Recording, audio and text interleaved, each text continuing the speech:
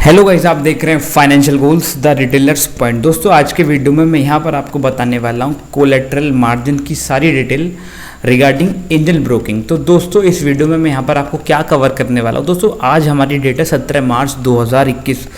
तो दोस्तों जो लेटेस्ट कोलेटरल मार्जिन रूल्स यहाँ पर चल रहे हैं एंजल ब्रोकिंग में, यहाँ मैं आपको बताने वाला हूँ।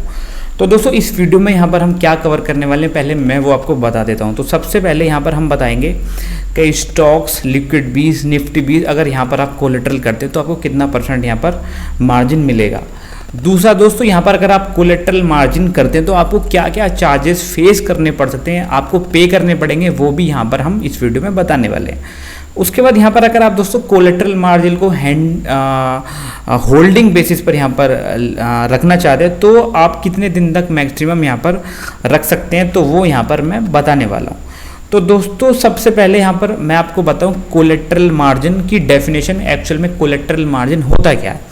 तो दोस्तों कोलेटरल मार्जिन का मतलब ये है कि जो आपके पास स्टॉक्स पड़े हैं, होल्डिंग्स पड़ी हैं, आप उनको प्लेज करके गिरवी रखकर यहाँ पर ब्रोकर से आप मार्जिन उठा सकते हैं फॉर ट्रेडिंग, चाहे वो इंट्राडे ट्रेडिंग हो या होल्डिंग ट्रेडिंग हो। तो होल्डिंग बेसिस पे तो ये तो कवर हो चुका है कि कोलेटरल मार्जिन होता क्या है।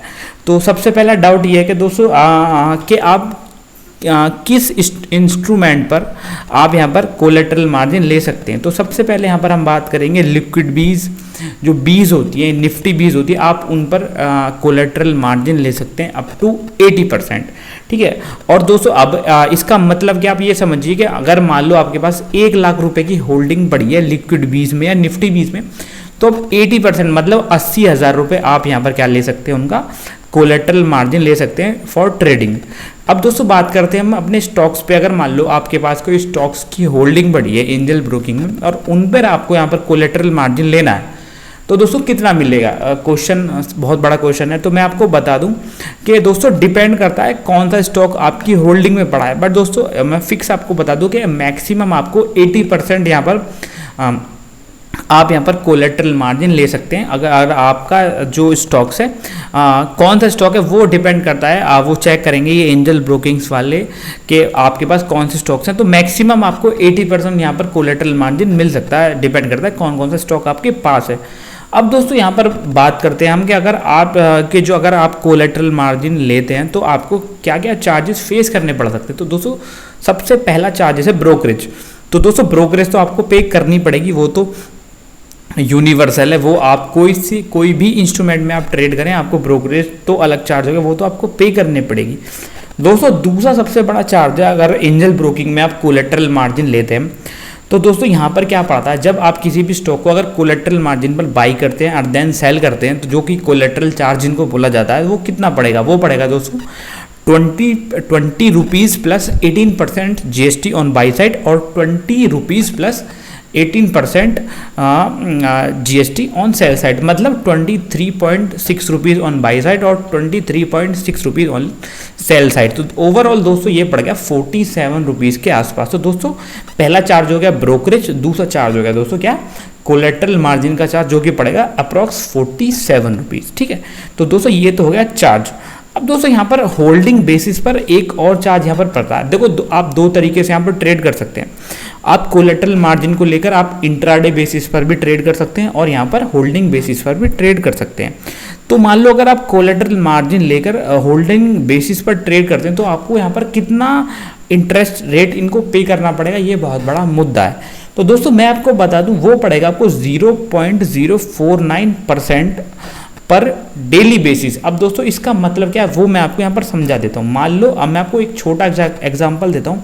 मान लो आपने अपने होल्डिंग पर 1 लाख रुपए का यहाँ पर मार्जिन लिया है, कोलेटरल मार्जिन लिया है 1 लाख रुपए का। तो दोस्तों अगर आप उसको होल्ड करते हैं, उस 1 लाख के मार्जिन को आप ट्रेड करते हैं और आपको होल्ड करते हैं तो आपको 0.049% पर डे, तो मतलब 1 लाख का कितना हो गया दोस्तों, 49 रुपीज़ हो गया दोस्तों पर डे का, वो आपको यहाँ पर चार्ज देना पड़ेगा। किसको, एंजल ब्रोकिंग को।